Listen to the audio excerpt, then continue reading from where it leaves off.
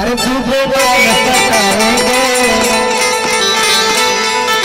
भैया कि बाकी वाली के लेके हम डाल्टनगंज नहीं जाएंगे।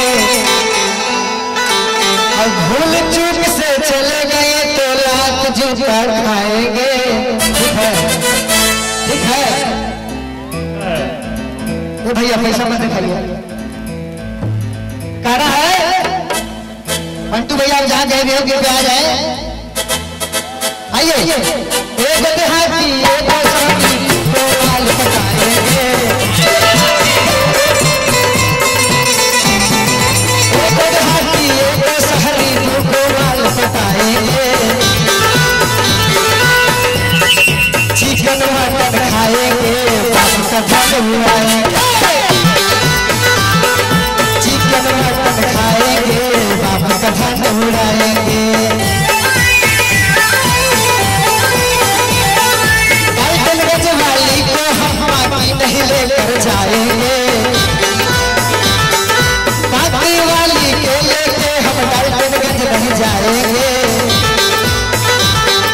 चिकन मटन खाएंगे बाप का धन उड़ाएंगे।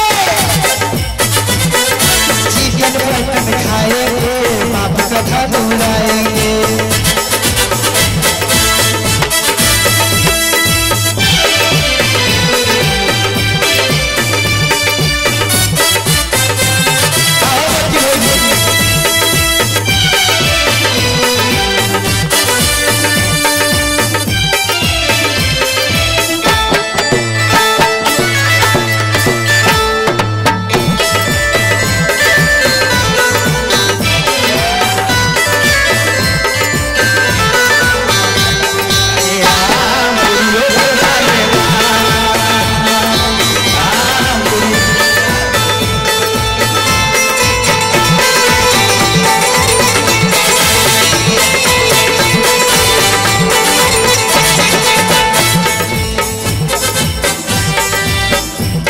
भैया अब डांस करना है। कहे बात कर दिए थी कैसे